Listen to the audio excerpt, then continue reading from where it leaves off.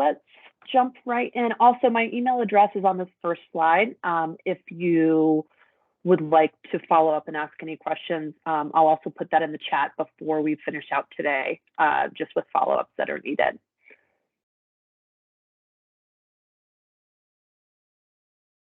So just running through the agenda for today, I want to thank you all for hopping on a Friday afternoon. So this training will be recorded for continuous onboarding. So please let your contact know at host if you need that, or if someone else is interested and just kind of wants to use it for future training purposes. So through this, we'll look at the importance of creating a housing plan, how to create that plan, what essential goals to include, and understand when to reassess based on the client's progress, and then whatever goals or ongoing barriers have shifted. And so closing out this training, we'll look at the importance of obtaining vital documents. And so knowing that the enrollment of a participant in the case management should not rely on vital documents, but yet in that case management, really creating that as one of the housing goals within that plan.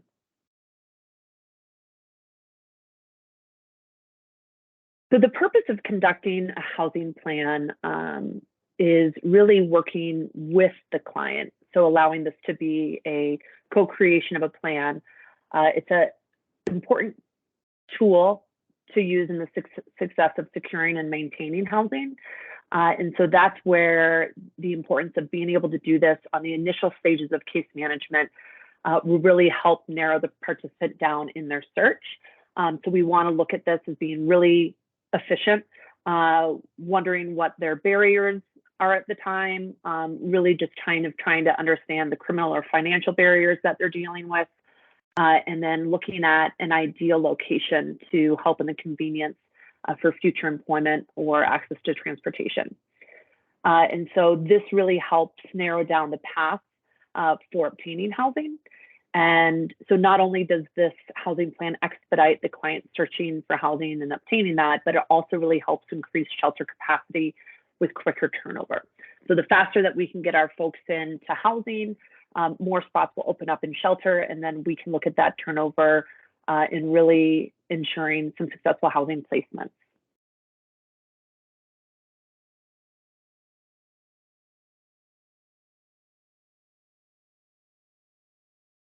Okay, and so the housing assessment, what this is kind of in that initial first piece of asking questions, kind of getting some of those thoughts going for the client of what is it that I need to do to get in order to obtain permanent housing. And so this is a really good time of when to run a credit report.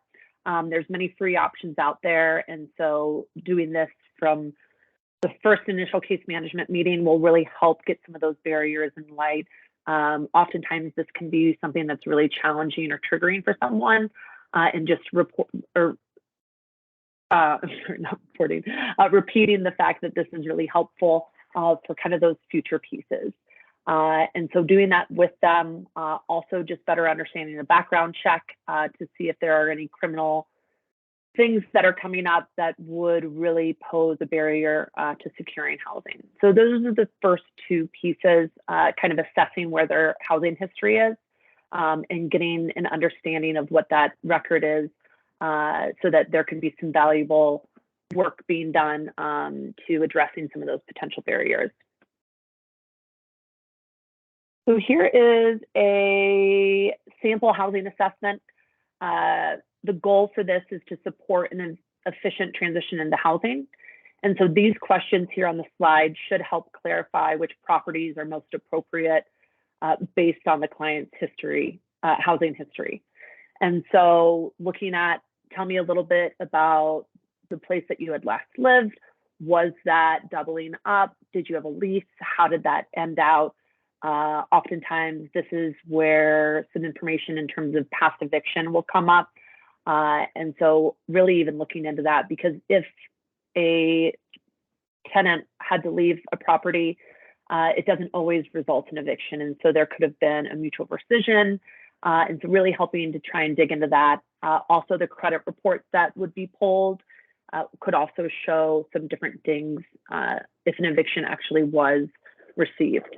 So hopefully that there was some type of agreement in that lease that either it was broken or a mutual rescission that avoided any type of eviction.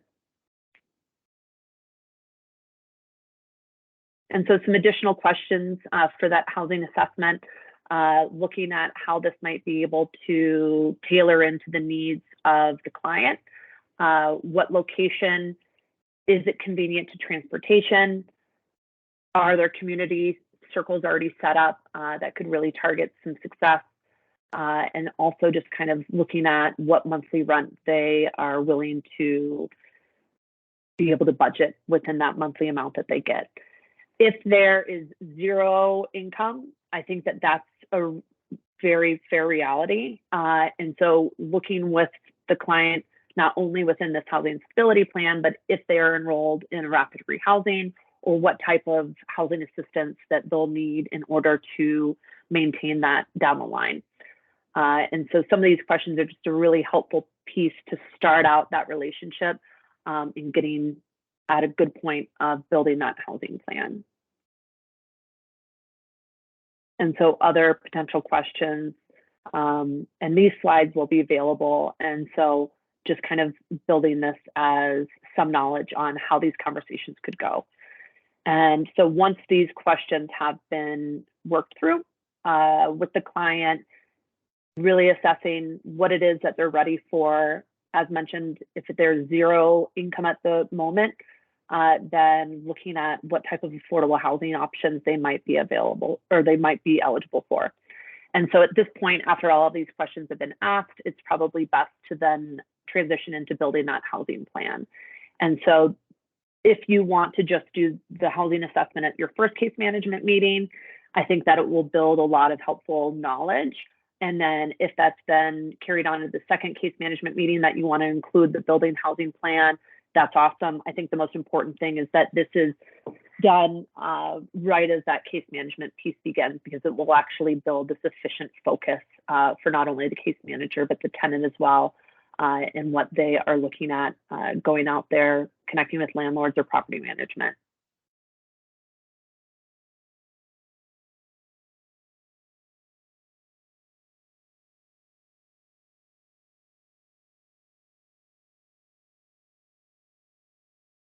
So what does a housing plan entail?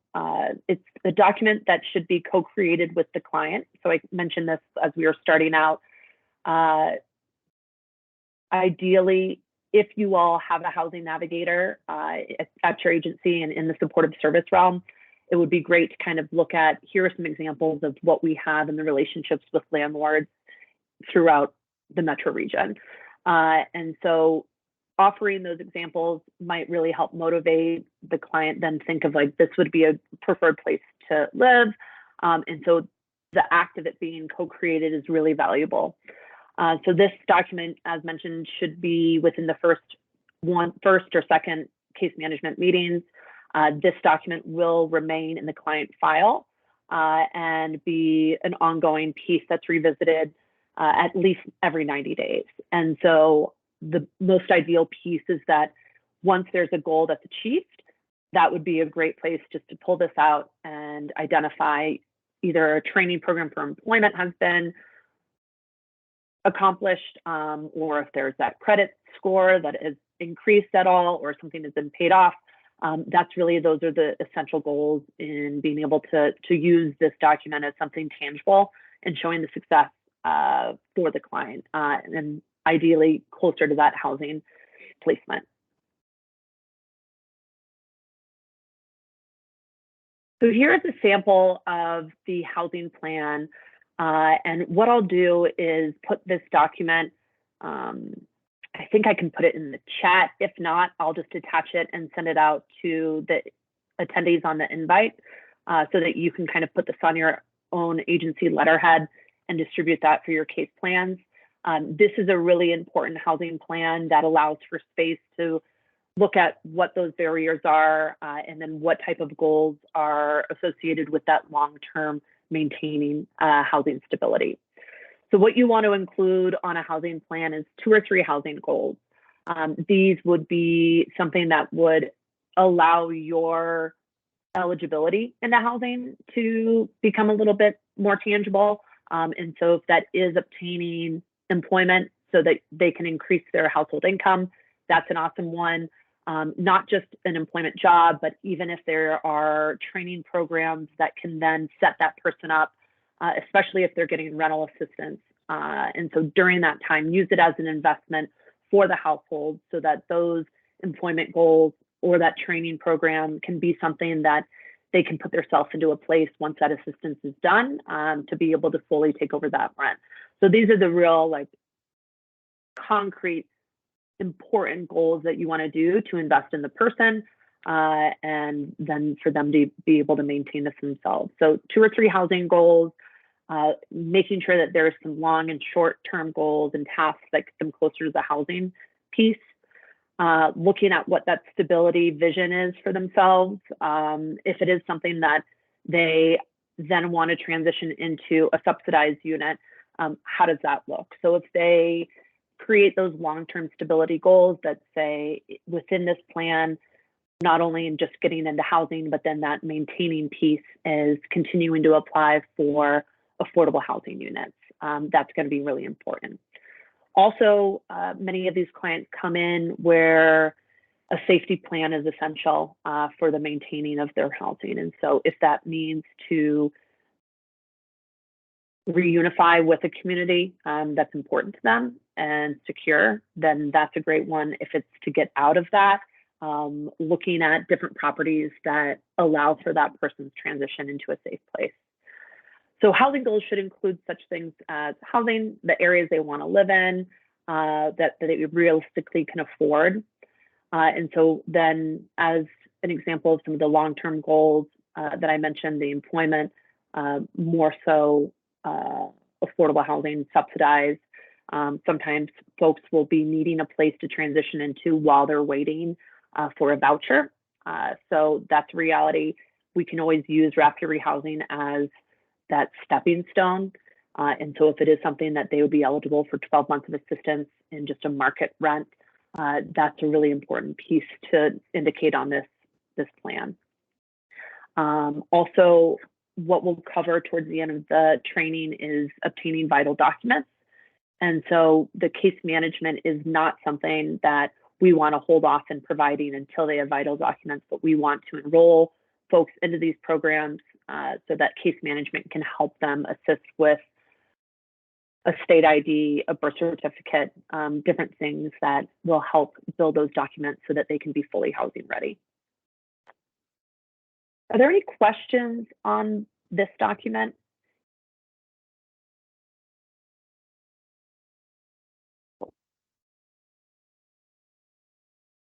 Okay, so transitioning into the vital document piece of the training, these are just different examples of what they would need. And so one of the biggest common pieces of a barrier for obtaining housing is the lack of vital documents.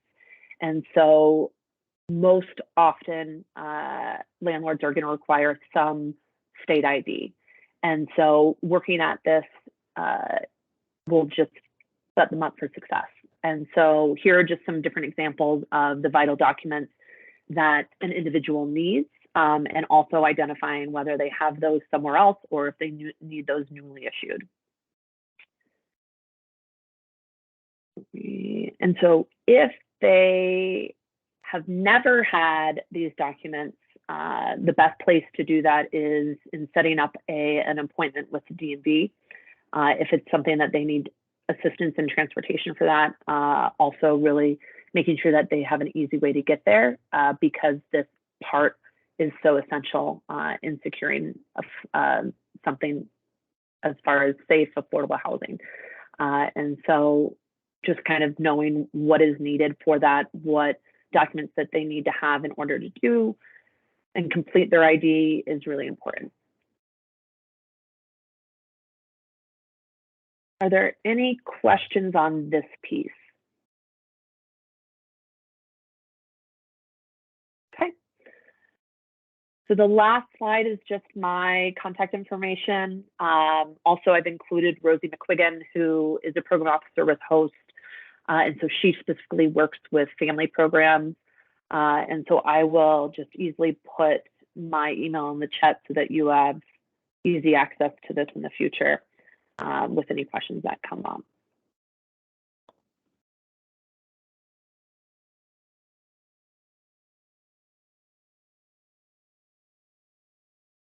Awesome. Well, I greatly appreciate you all being here on a Friday afternoon and just working with this population, kind of really building these skills that can allow us to do this work efficiently and effectively.